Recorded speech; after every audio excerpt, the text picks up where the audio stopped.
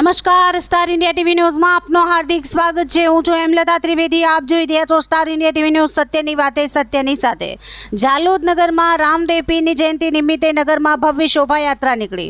બાબા રામદેવ પીરનો જન્મ અંદાજિત 600 વર્ષ પહેલા રાજસ્થાનના બાડમેર જિલ્લાના કાશ્મીર ગામમાં 1409ની ભાદરવા સુદ બીજને દિવસે થયો હતો। હાલમાં આ સ્થળ રામદેવરાના નામથી પ્રચલિત છે। રામદેવ પીરને ભગવાન દ્વારકાધીશના અવતાર માનવામાં આવે છે, જેથી રાજસ્થાન અને ગુજરાતમાં તેમના મંદિરો વધુ જોવા મળે છે।